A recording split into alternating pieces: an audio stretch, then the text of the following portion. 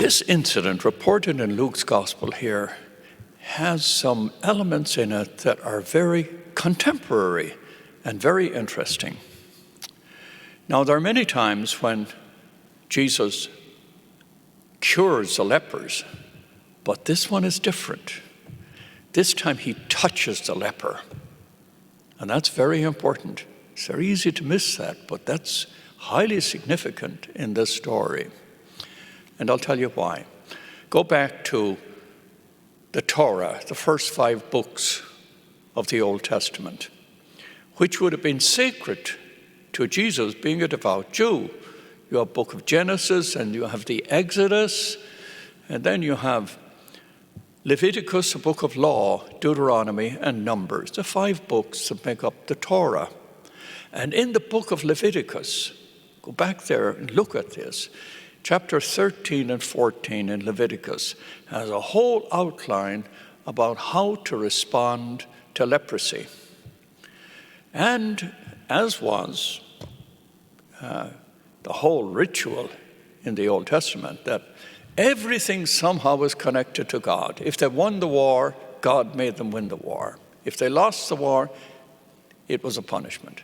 Everything was attributed to God. And therefore leprosy took on the same ponderous meaning way back. And originally it was to protect the health of a community, a people, much like we have with the virus today.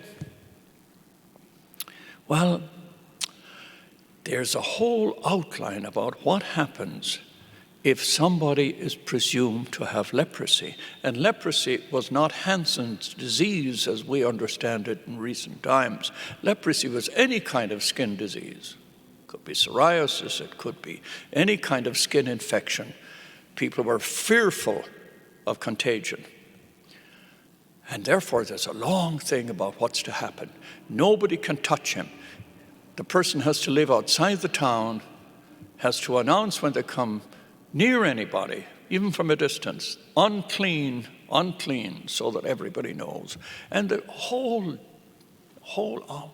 ritual of how to separate the person.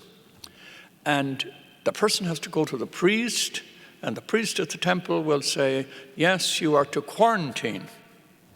Quarantine is very familiar to us today.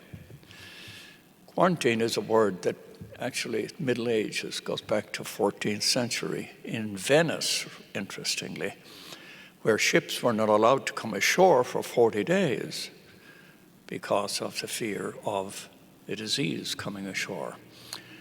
But they had to quarantine. You'll read that in back in Leviticus. They had to quarantine, and then they'd come back to the priest after 7 days, and he would make an adjudication saying, no, you're still not cured, off you go. And when they were cured, then they had to go through a whole ritual of cleansing. Now, all that is very important because nobody was allowed to touch a leper. If you touched a leper, you yourself were unclean. And therefore, you have to be separated from the community. That's the Levitical law. And Jesus was very observant of the Levitical law up to a point. But Jesus' mission is not law. Jesus is led by law. He's led by relationship. He's led by people, the needs of people, the pain, the struggles of people, not by law. That's important to keep in mind. Because sometimes in the church we're led by law, not the pain, the struggle, or the yearnings of people.